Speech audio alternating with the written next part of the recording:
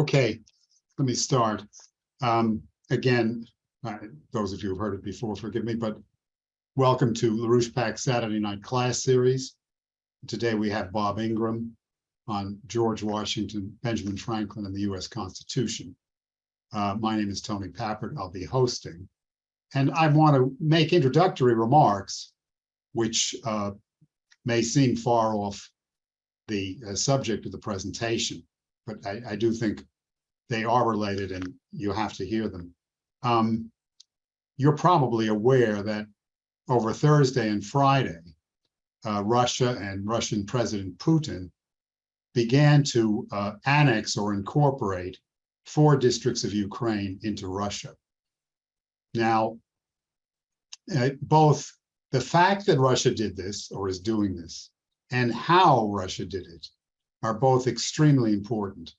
And I'll concentrate in these very brief remarks on how they've done it, because as far as I can see, nobody else has noted how that was done. The way the incorporation was done through a speech Thursday, a ceremony Friday, a huge rally in Red Square on Friday, was in such a way as to reawaken among Russians a habitual response to attempted foreign conquest of Russia. It was to reawaken the mindset and the potential of Russians faced with foreign conquest, most recently in 1941 through 45, going all the way back to 1812, when Napoleon tried to conquer Russia, and before that. This is of extreme importance. This, not just the fact that Russia incorporated these areas, or is incorporating them, but how they did it is extremely important, because it's being done in such a way as to reawaken the response against foreign aggression, which, when Hitler invaded in 1941, he found the Red Army in Berlin within 4 years. And similarly, to say it in a word, when Napoleon invaded Russia in 1812, he found the Red Army in Paris and occupying Paris within a few years. So it's this, if you want to call it, historically conditioned reflex, or this response among Russians, which is in question. And just to point out some of the features which I noted, in the ceremony of annexing these territories on Friday, the ceremony ended with the national anthem of Russia. Following that, Putin clasped hands with the 4 leaders of the Ukrainian regions which are being incorporated into Russia, and launched a chant of Russia, Russia, Russia, Россия, Россия, Россия, which was picked up by the entire crowd and went on endlessly, frankly. It was immediately followed, as I may have noted, by a mass rally in Red Square, in the setting in front of St. Basil's Cathedral, which is known throughout history for hosting major turning points in Russian history. I mean, for those of you who know opera, the opera Boris Godunov of Mussorgsky, it begins with a prologue in that exact setting in Red Square before St. Basil's Cathedral. And the slogan of the rally, as one of Putin's slogans in the preceding speech, was "With us forever." With us forever. Russian citizens forever. By saying that in that way, Putin and the Russian government are giving themselves no option to retreat. These are citizens forever. They have the right to citizenship, which will never be taken away. The closest thing in my memory is Stalin's order number 227 of 1942, not one step backward. And this was not just a sentiment. There were very concrete measures taken to ensure that no soldier would take one step backward without orders to retreat. So this is what we face. And the mental midgets and one-celled life forms in Washington, like Jake Sullivan and Tony Blinken, have no idea of what they're getting us into.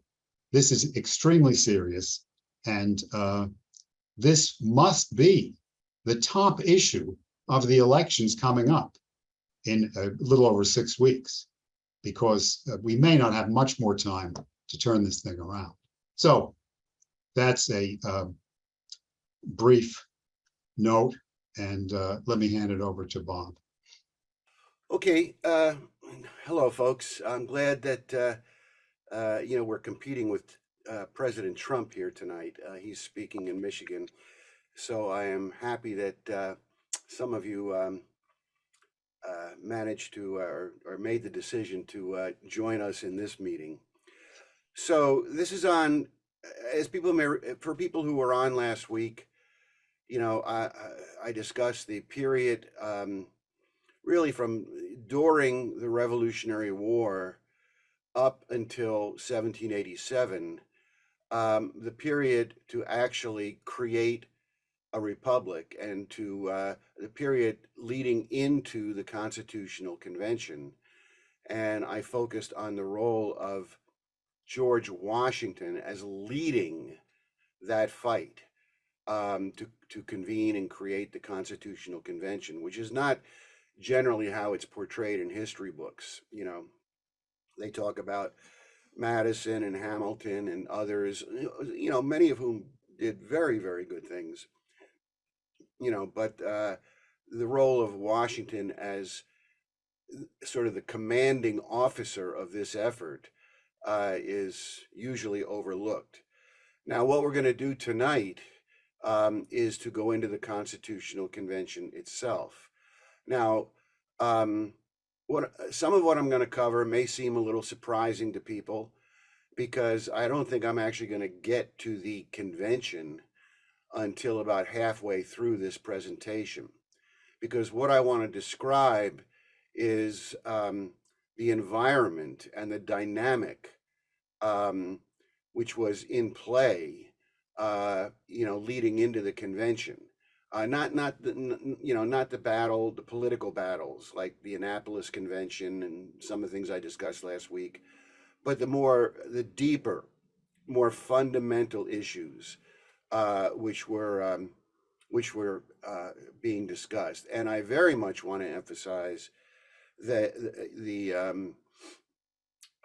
the leading role in the Constitutional Convention and in the creation of the Constitution, the creation of our republic, the absolute leading role of George Washington and Benjamin Franklin.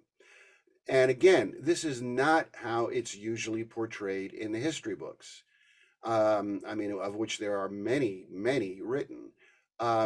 If you read any of these books about the convention, either from best-selling historians or from more serious academic types, if you read any of this stuff, what they emphasize in particular is the role of Madison, obviously, and then certain other people. But usually Washington and Franklin are barely mentioned.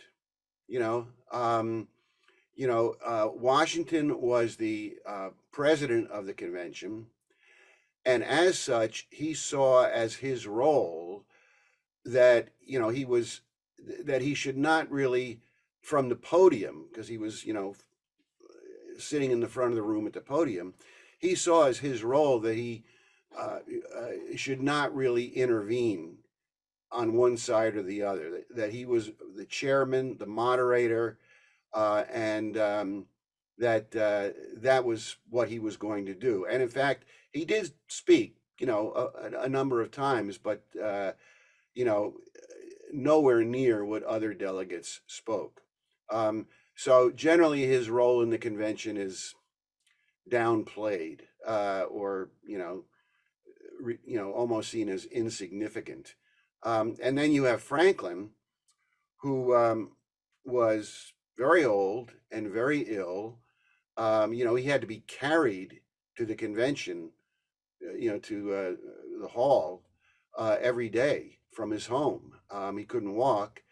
And at the convention, he did deliver a number of speeches, but he had to write these speeches out, and they were read by someone else, usually James Wilson, but I think some other people too. And Franklin was fairly infirm. So his role at the convention is also very much downplayed. And I'm going to explain to you tonight why that is wrong, why that is erroneous. To just begin though, what I will do is to read to you, since we might as well situate what it is we're talking about. I'm going to read to you the preamble of the Constitution, and then make a couple of other short comments. And the preamble goes, as most people know, we, the people of the United States, in order to form a more perfect union, establish justice, ensure domestic tranquility, provide for the common defense, promote the general welfare, and secure the blessings of liberty to ourselves and our posterity, do ordain and establish this Constitution for the United States of America. So that was in the final document, which was voted up at the end of the convention, and it really defines what it was that they created, the type of republic that was created in Philadelphia. Now, the convention lasted 116 days, from May 25th to September 17th, 1787. It was extremely contentious, more so than most people realize. And there were many, many disagreements. But I will just mention here what I have called the bookends of the convention, to show where they started and how, where they ended up. On the the bookends of this 116 days. On the first day of the convention, the very first day, Gouverneur Morris gave a speech in which he stated, "The whole human race will be affected by the proceedings of this convention. The whole human race will be affected by the proceedings of this convention." And then on the closing day, at the end of the convention, as many people know, in response to a question, Benjamin Franklin stated, "We have given you a republic if you can keep it." So that's how it began, and that's how it ended. So let's proceed from here. As I said, I'm going to really focus on this relationship between Washington and Franklin. Because you have to understand this. Again, just to refer to some of the histories that have been published, people analyzing the convention. It's all, details. It's all nitpicking. Who said what? What was in this clause? Who amended that clause? And and you can get lost in these details without ever really understanding what was going on, what was being done. So I think the only way to really begin to understand the Constitution and to understand the nature of the republic that was created in Philadelphia is to begin the discussion with the relationship between George Washington and Benjamin Franklin. Now, Franklin, in one sense, he's the grandfather of the Constitution. He wrote the first plan, the Albany Plan of Union, in 1755, which is more than 30 years before the Constitutional Convention. he authored the Albany Plan of Union, which was the first plan, to unify the colonies, to establish a form. I mean, they were still part of the British Empire, but a form of sovereignty over the political and economic affairs of the nation, and to guarantee, certain types of liberty and freedom for the people in the 13 colonies. A lot of people know about the Albany Plan, but what most people don't know about is that 20 years after the Albany Plan, in 1755, during the French and Indian War, Franklin authored what really should be considered, the first attempt at a constitution for the American colonies. Now, again, they were still part of the British Empire, but in 1755, Franklin authored something called the Articles of Confederation and Perpetual Union. This was designed to be a government including all 13 colonies in union, granted substantial powers, for the for political freedom and for the economic development of the nation. And it really was written in the form of a constitution for the 13 colonies. This again was 12 years, no, excuse me. This was 12 years prior to the, they were not part of the British Empire, excuse me. This was 1775. This is after the Declaration of Independence, okay? I misspoke.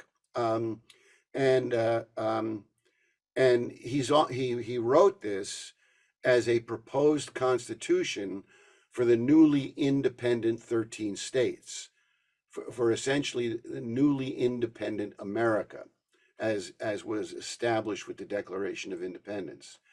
And it was not adopted. It was not even really seriously discussed. And shortly thereafter, Franklin sailed to France, where he spent, almost the entirety of the revolution. And nothing was done to, act on the proposal that Franklin had made. Instead, what you got in 1781 was the adoption of the Articles of Confederation, which, even though it had partially the same name as the Constitution that Franklin had proposed, it was nothing like it. I discussed last week what a disaster the Articles of Confederation were. No real sovereignty, no money, no powers of taxation, no powers to raise an army. It was just, it was a collection of independent states. And if you compare it to what Franklin had proposed 6 years earlier in 1775, he had proposed a government based on proportional representation, all laws passed by majority vote, total power over foreign policy granted to the federal government, total, the power of taxation, the power to issue money, and essentially national sovereignty over all financial matters, and also the creation of a separate executive branch, which would head up the government and have substantial powers of its own. Now, none of those things that Franklin proposed in 1775, none of them made it into the Articles of Confederation, right? But they did make it in to the Constitution that was adopted in 1787. And similarly with Washington, I went through last week his role, in the Potomac Company, in the Annapolis Convention, the campaign he was waging even during the war for the creation of a Republican form of government. And what you really have to realize is that when the convention convened, in May of 1787, at that time, Franklin and Washington were recognized as the advocates and champions of sovereign Republican government for the newly created nation. Everyone knew that. And the fact is, that a lot of people know that when the convention convened, Washington was elected unanimously to be the president of the convention, which was not just honoring his Revolutionary War service, but it was the recognition of his championing the creation of a republic in America, and the years he had put into this, the networks he had developed, the fight he had waged.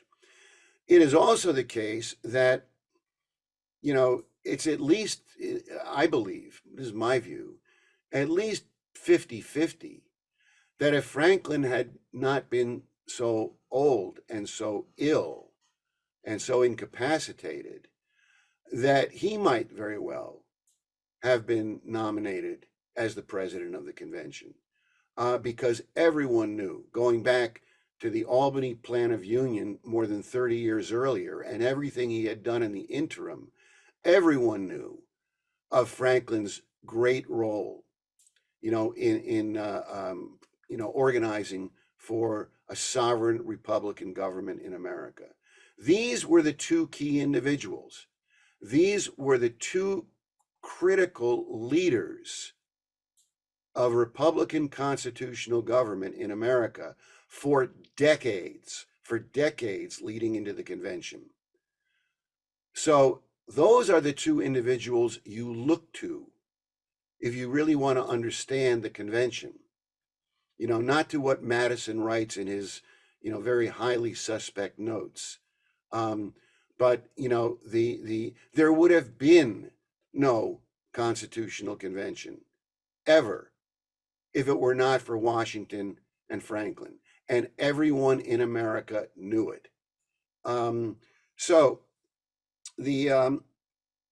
Now, look, people don't normally think about a close relationship between Ben Franklin and George Washington. But the fact is, they worked very closely together, partners, intimately closely together, for more than 35 years, going back at the time of the French and Indian War.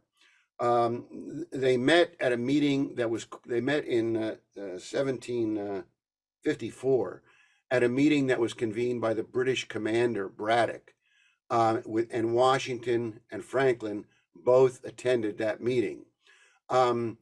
Then during the war, they worked very closely together militarily. Now, a lot of people are not aware of Franklin's military career, but during the French and Indian War, he was the leader of the war party in the state of Pennsylvania.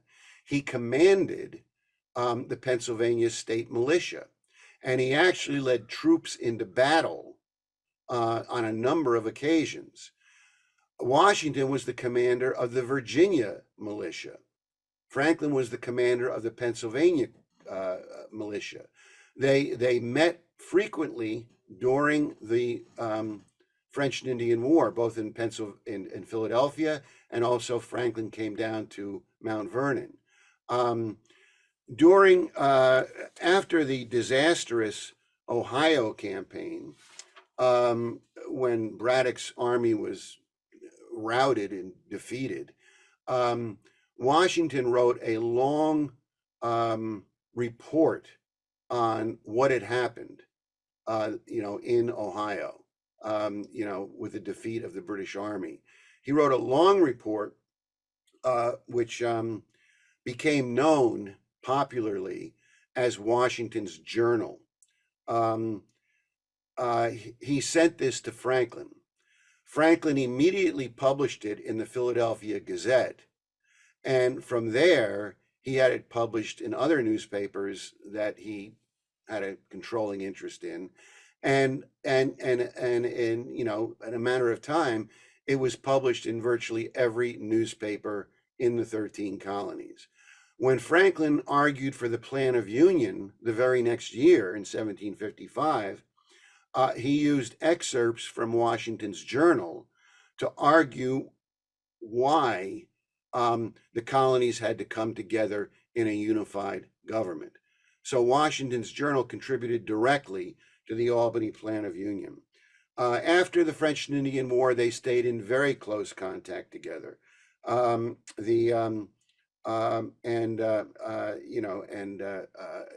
a very close relationship. When Washington arrived in Philadelphia in 1775 to sit in the Continental Congress, when he arrived in Philadelphia, the very first thing he did when he arrived in Philadelphia was to visit Franklin in his home. And then 12 years later, when Washington arrived in Philadelphia to attend the Continental Congress, the Constitutional Convention, 12 years later, again, the very first thing he did was to visit Franklin in his home. They had an extremely close, intimate political relationship. And in 1787, on the eve of the Constitutional Convention, and this was before it was certain that Washington was going to attend it, Franklin wrote Washington a letter. This is in April of 1787, about a month before the convention opened. And Franklin wrote to Washington, hopes of seeing you here. He wrote of his quote, hopes of seeing you here at the convention, being persuaded that your presence will be of the greatest importance to the success of the measure. So Franklin wrote that to Washington, and that was the only invitation or greeting that Franklin sent out prior to the convention to a particular person urging them to attend. It was the only one he sent. Now, what I want to really discuss here is an aspect of their outlook, Franklin and Washington's outlook, and in a certain sense, their collaboration, but in particular, their outlook, which is almost never mentioned. It's almost completely either ignored or overlooked or what have you, which is their joint commitment to creating a nation based on scientific discovery and human progress. Now, everyone knows about Franklin's work in science, particularly his experiments from 1746 to 1751 in electricity. I would actually argue that it's not a coincidence that those 1746 to 1751 experiments were followed 3 years later by Franklin's proposal for the Albany Plan of Union. Because in Franklin's mind, the creation of a nation and the question of scientific discovery and technological progress are inseparable.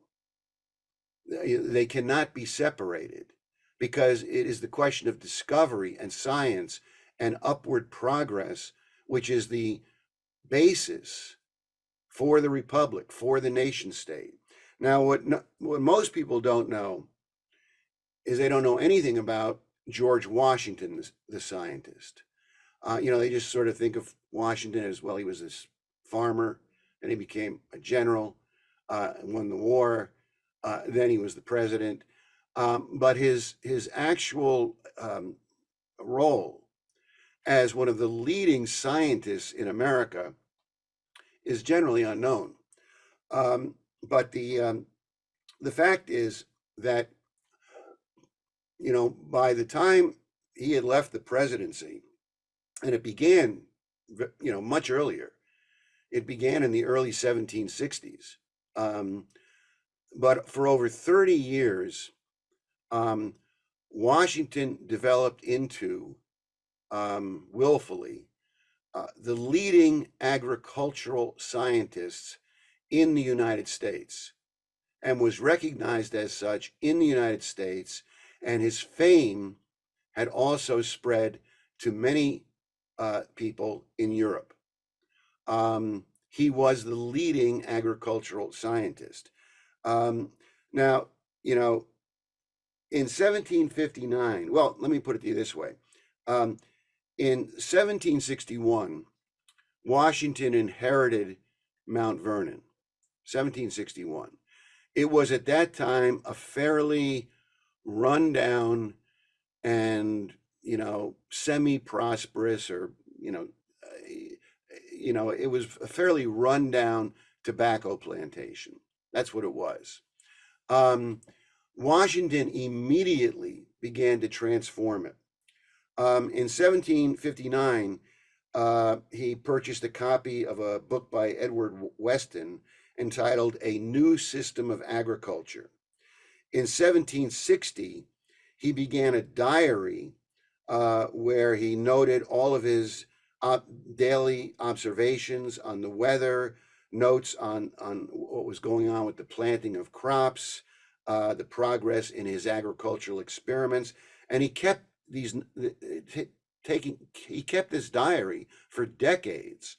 And by the time he had left the presidency, he had all of these notes from his diaries bound up into a series of booklets to document what he had done. And there were 700 pages in these booklets.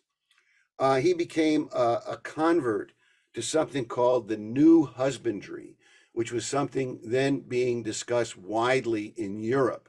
And he began correspondence with a number of people in Europe. Probably the most important was a man named Arthur Young, who had written a book called The Annals of Agriculture. Washington began to adopt a wide array of experimental farming methods, including crop rotation, the use of different fertilizers, new tools, new breeds of livestock. He introduced a lot of new equipment and new methods, and he was way ahead of anyone else doing this in the United States. He obtained new grain seeds, new farm implements, et cetera, et cetera. In the middle of the 1760s, he made the decision, which was unprecedented at that time, to move out of tobacco production and to diversify into other crops. And by 1766, he had moved almost all of his farming, all of his crops, out of tobacco into grains, including oats and corn and flax and barley. But the thing he decided upon was wheat, and he became primarily a wheat farmer. Again, he tried different. He experimented with planting methods, irrigation methods, new types of fertilizers.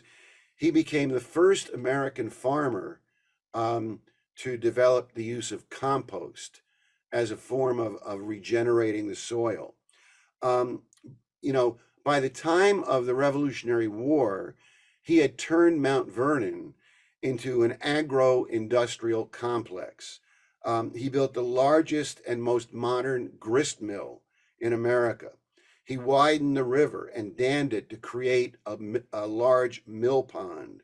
He built a 2-mile-long canal to his mill. He developed a system of conveyors to semi-automate his milling operations. from a man in Pennsylvania named Samuel Powell. Um, well, what happened is he went to Philadelphia and he investigated a revolutionary type of threshing machine that had been developed by Samuel Powell. And then Washington went back to Mount Vernon and had a replica of that threshing machine built at Mount Vernon and integrated to his works. Now, Powell himself was a member of Franklin's American Philosophical Society, and then later he became the president of something called the Philadelphia Society for the Promotion of Agriculture. And Washington was elected as an honorary member of that Philadelphia Society. And essentially what Washington built up, in Mount Vernon was an agro-industrial village, extremely advanced, more so than any other agricultural enterprise in the United States, and using cutting edge knowledge, research, experimentation, integrating industrial processes into everything he was doing. Now, it's not the most important thing in the world, but I want to mention the question of livestock, because here again, this is something almost no one knows about.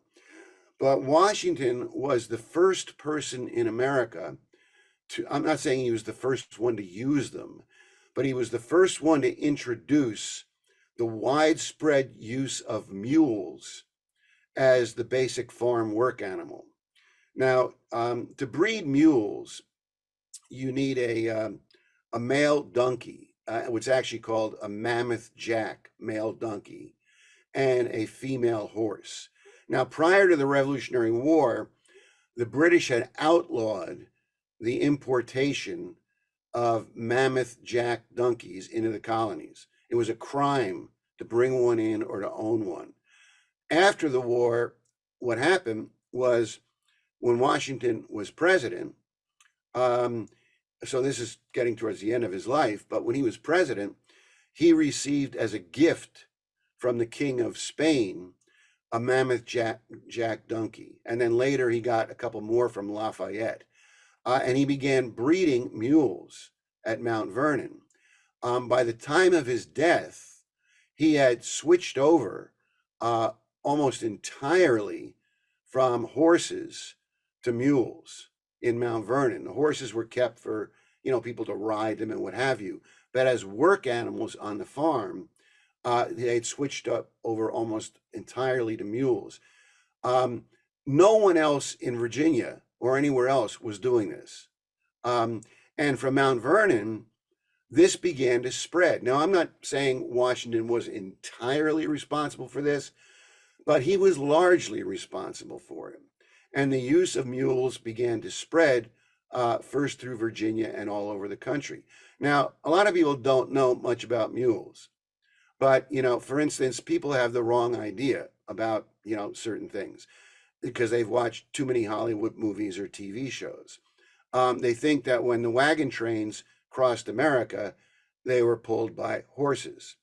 Or, when the boats were being hauled up and down the Erie Canal, they were being pulled by horses.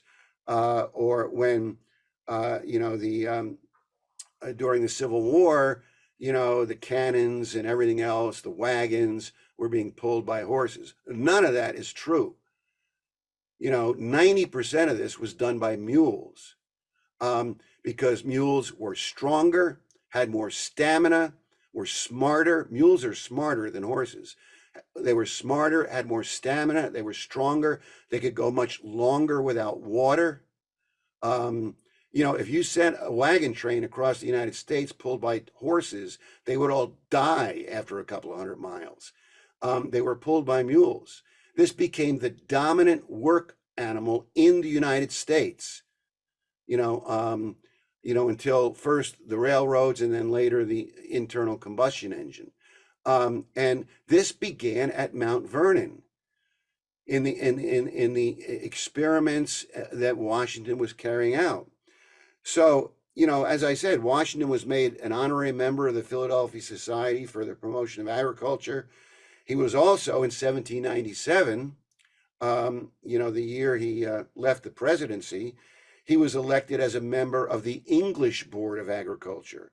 And he was passionate about his commitment to scientific agriculture, which is what it was, scientific agriculture. And so here you have, going into the Constitutional Convention, a convention which was born out of decades-long organizing by Benjamin Franklin and George Washington. You have, that convention and the intention of that convention being led by two of the premier scientists in the American states, in the nation. Their commitment was to create a nation that would not only encourage and sponsor science and scientific and technological progress, but to make that commitment to human progress a fundamental principle of the Republic itself.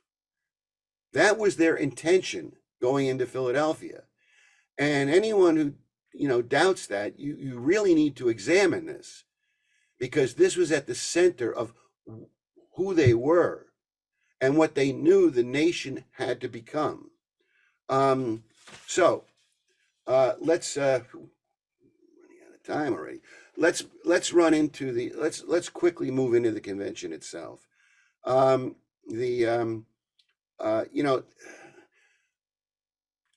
Everyone says Madison was the father of the Constitution.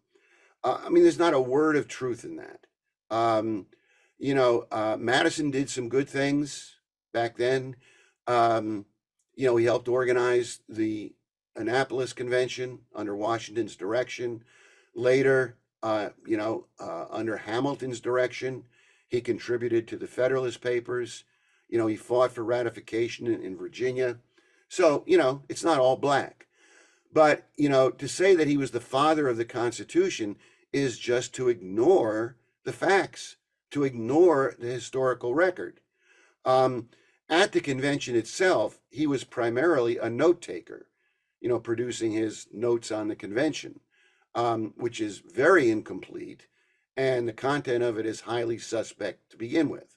But the otherwise at the convention, in terms of the speeches he gave, the interventions he made, his role was really very much a secondary role. He did not play a leading role at the convention at all. Now, most of his fame,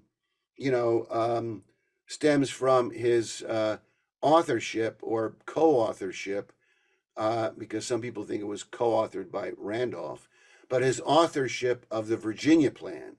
And, again, go to college, go to Stanford, go to San Francisco State, go to UCLA, go anywhere you want. And what they'll tell you is that the Virginia Plan was the basis for the Constitution.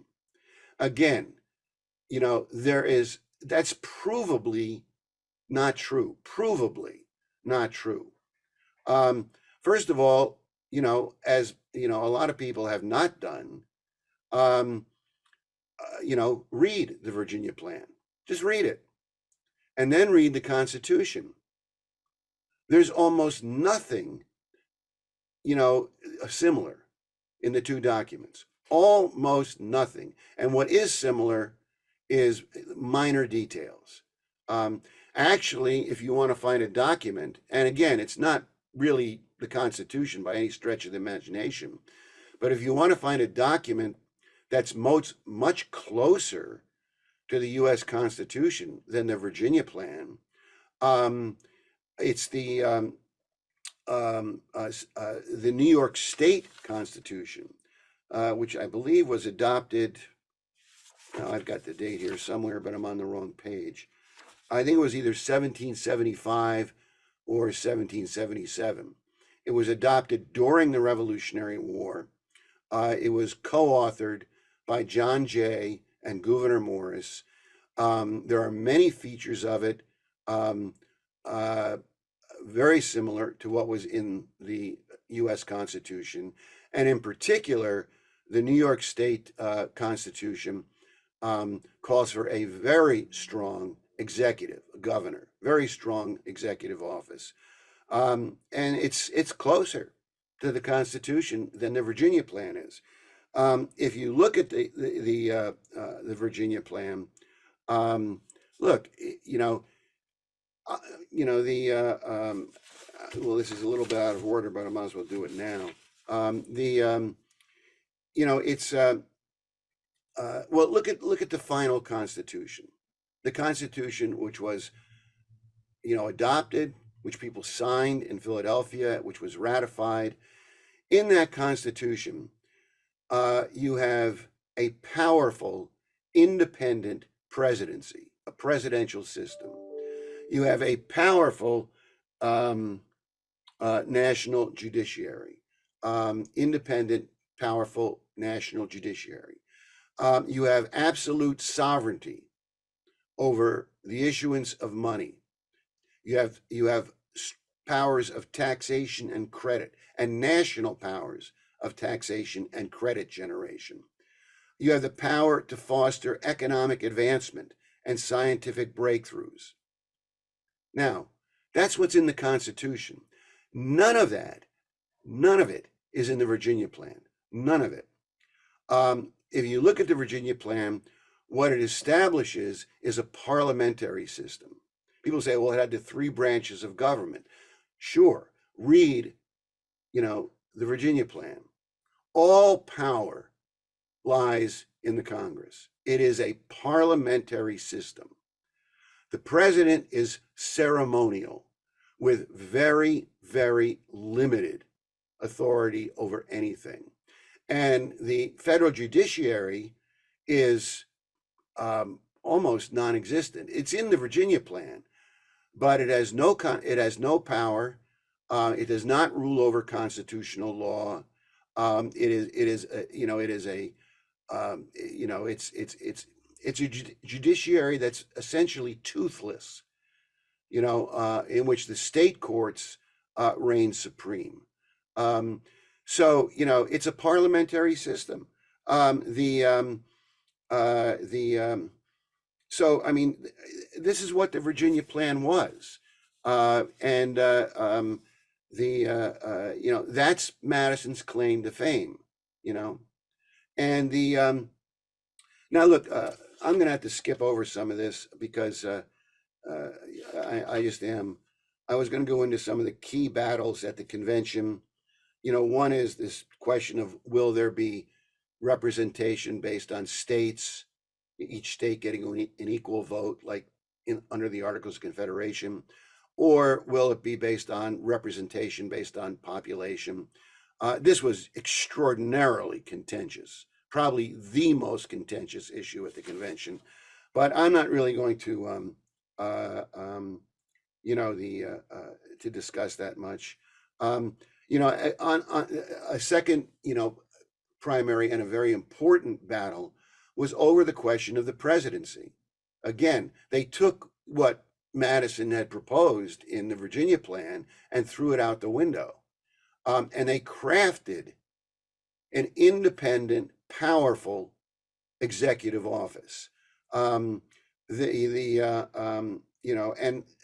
again, this is rarely discussed in the history books. You read these history books about the debate over the presidency, and mostly what all of these historians, some of the Pulitzer Prize-winning historians, mostly what they talk about is, how many years will the president serve? Can the president be impeached? Can the president have a veto power? They discuss details, but they don't discuss the executive power. Almost none of them discuss the executive power which was granted to the presidency, which is laid out in Section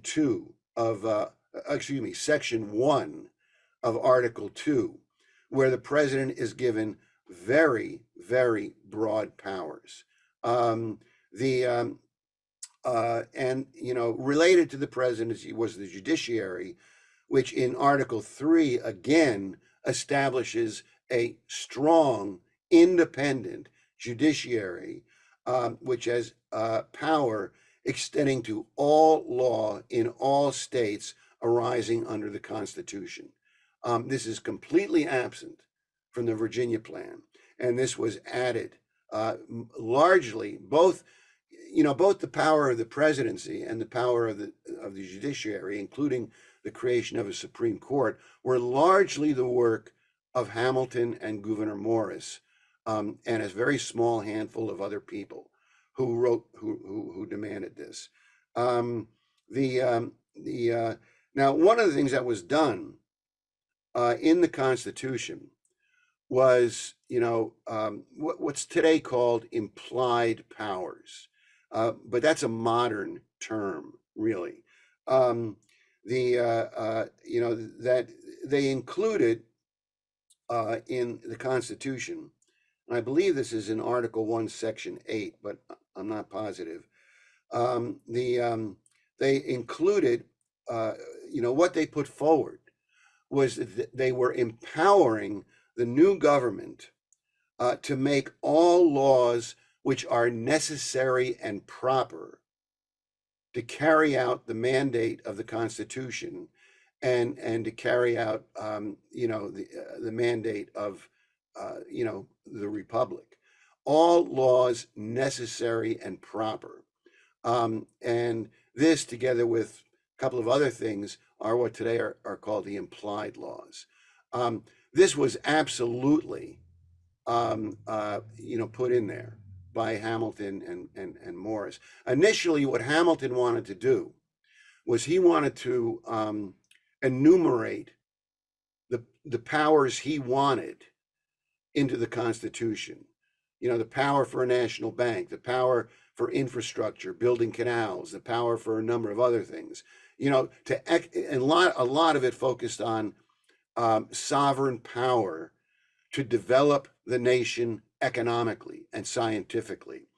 And Hamilton wanted to have these listed in the Constitution. And it was Morris who talked him out of this, because Morris said if we list these, then the government is going to be limited to only the powers that are enumerated in the document. And Morris argued for this idea of necessary and proper authority.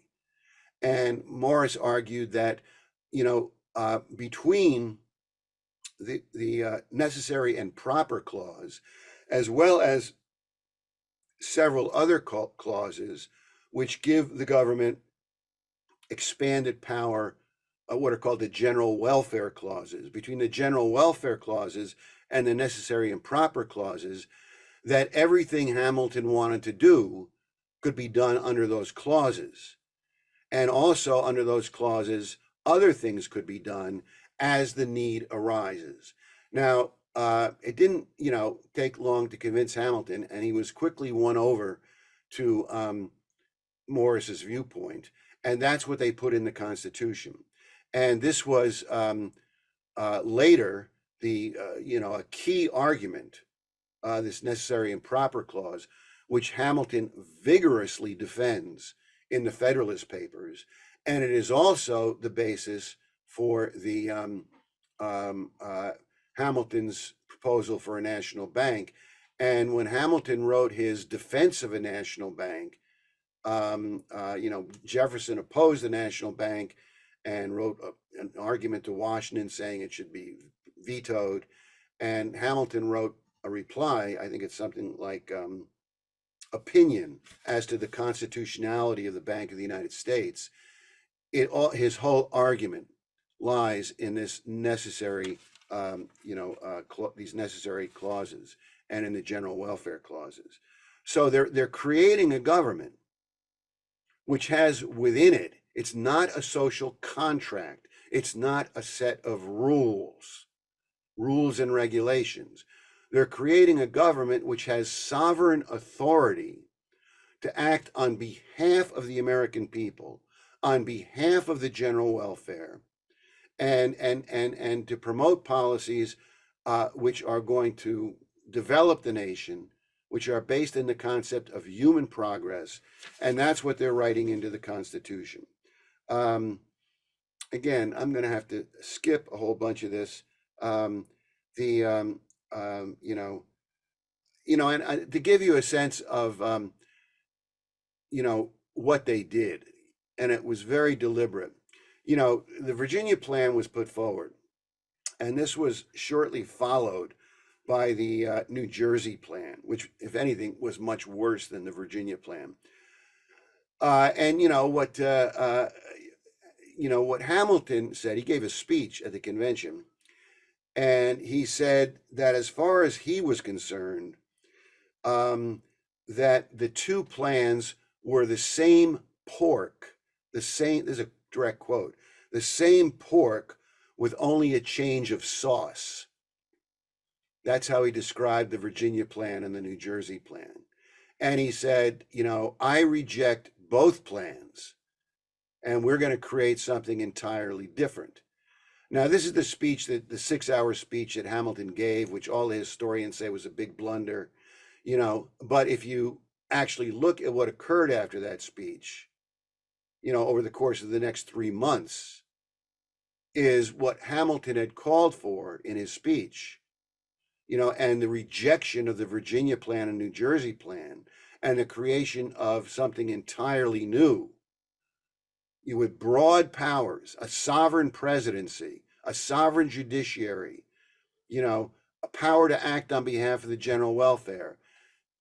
This is what actually was created.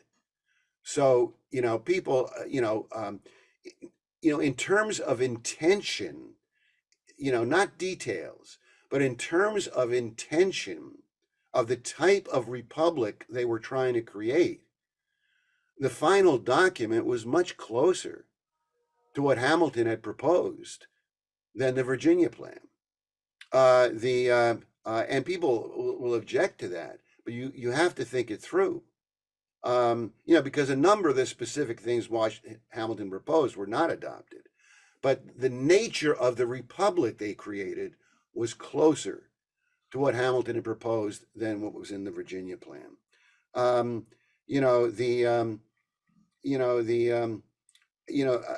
give you one quote from Gouverneur Morris just because I like it. As this was all being fought out, Morris gave a speech in which he said, I came to Philadelphia, and this is a quote, I came to Philadelphia as a representative of the whole human race. But instead, I found that we are assembled to truck and bargain for our particular states. That's the end of the quote. And then he went on to compare the states to serpents whose teeth must be removed.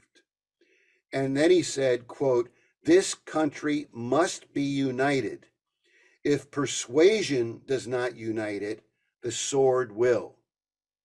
And unfortunately, because of a lot of bad things that happened after the Constitutional Convention, it took the sword to unite it in the Civil War. And again, on this question of the broader powers, you have the necessary and proper clause. You have the several general welfare clauses. The final version of the Constitution, included within it things called the vesting clause, the supremacy clause. I can't really go into these, in detail, but all of these are along the lines of what Hamilton and Morris repeatedly proposed and fought for in the convention, in terms of writing into the Constitution these broad powers, national sovereignty over money and credit, and all of these other things. This is all a result of the work they did, which absolutely transformed the nature of the Constitution. So the I have a whole section here on slavery, because I did want to go into it, but maybe it'll come up in the question and answer period. I'm going to have to skip it right now.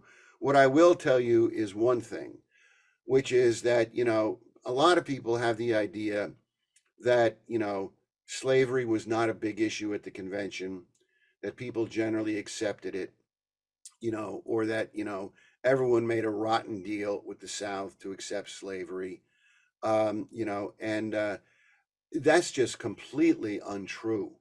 I mentioned that there were several big fights at the convention, first over how representation was going to be in the Congress, the nature of the presidency. There were 3 or 4 very, very big fights at the convention. A lot of small fights, but 3 or 4 very big fights. Slavery was one of the big fights. It was a huge fight, which lasted all through the convention down to the closing days. And I had some stuff I was going to tell you about it, but I want to skip that because, I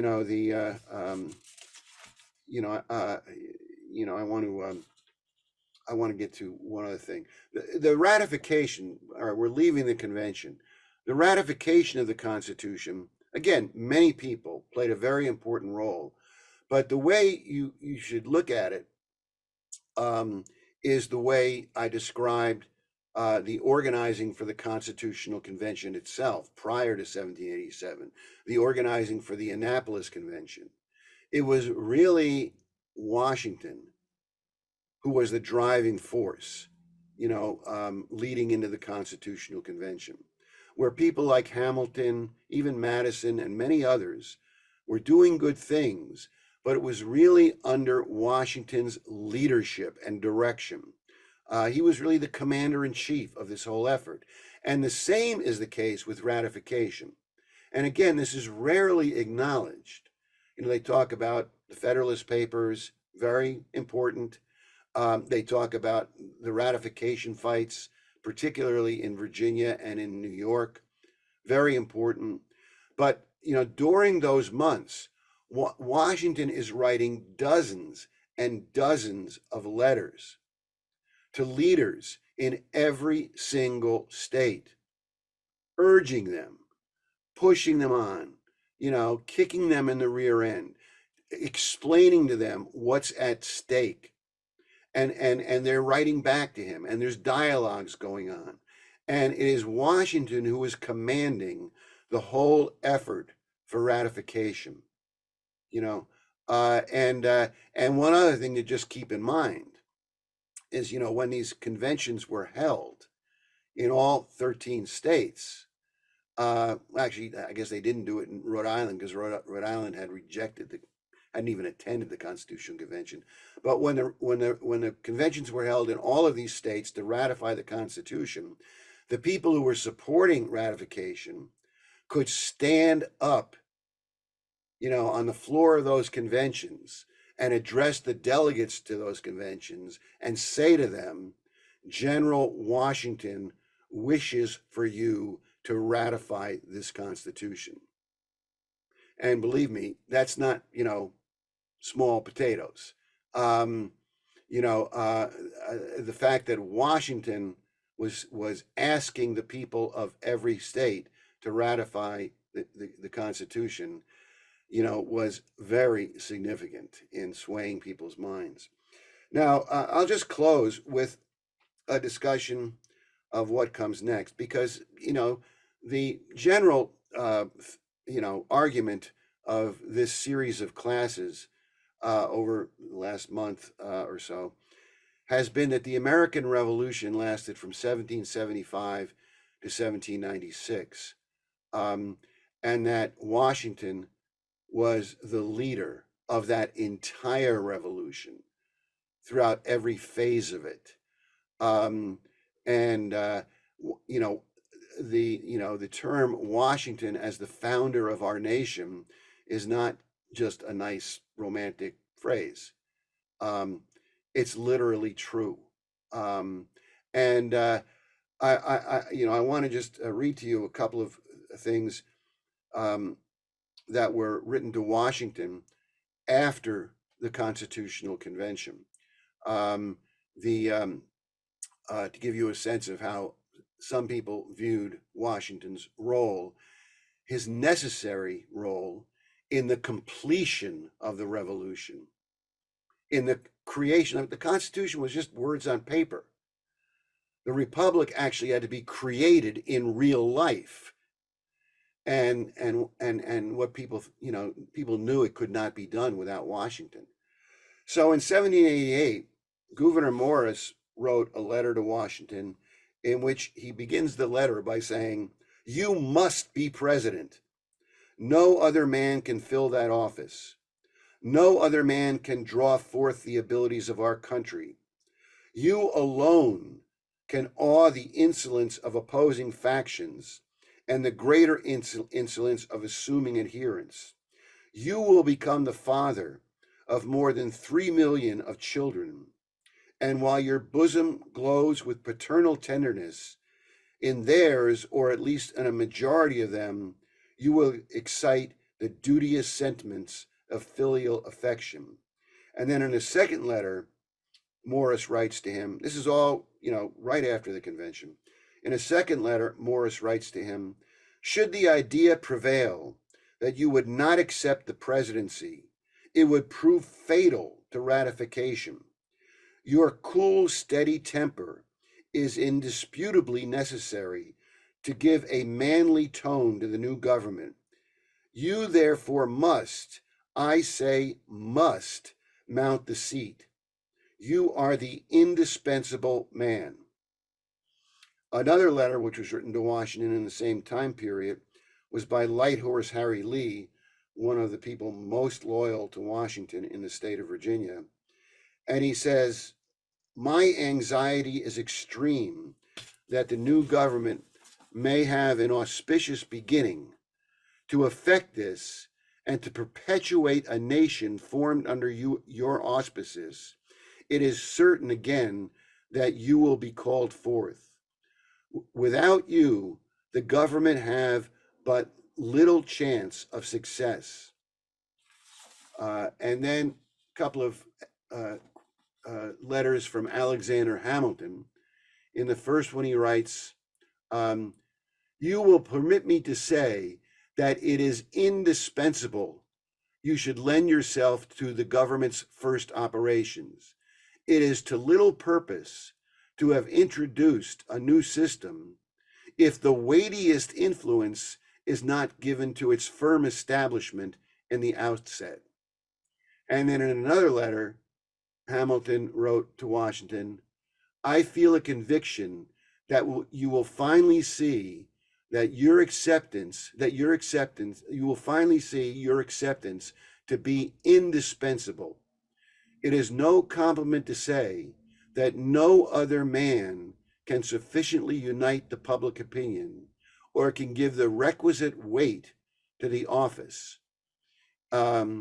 These considerations appear to me of themselves decisive." I think these circumstances appear to me of themselves decisive. I think circumstances leave no option. So, this is the creation of the Washington presidency. During the 8 years of the Washington presidency, you have the actual physical creation of the Republic. And one more thing I want to say is just that, look, by the time Washington left office,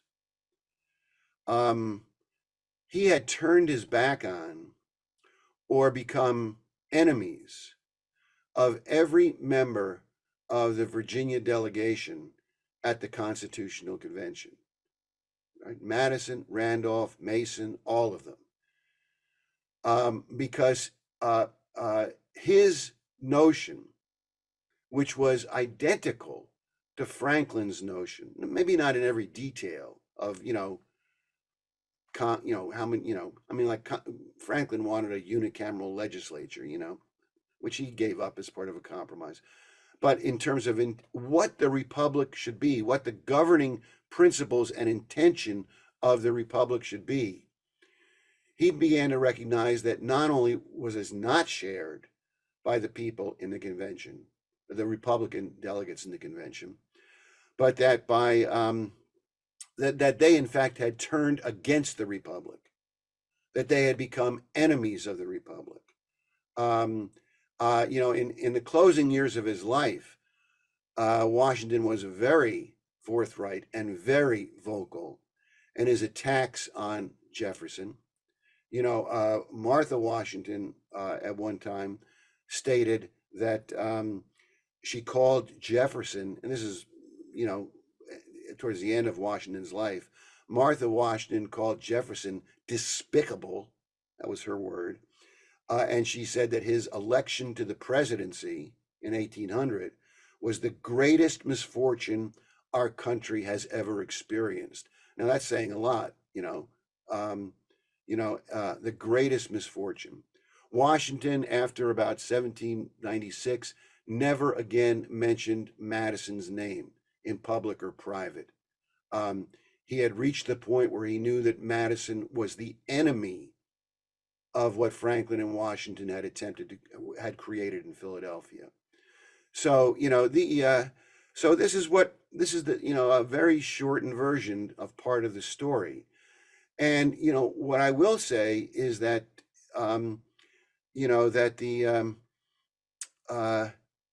after 1800, after Jefferson's was elected, and then over the course of the next 60 years, between 1800 and 1860, enormous damage was done to our republic.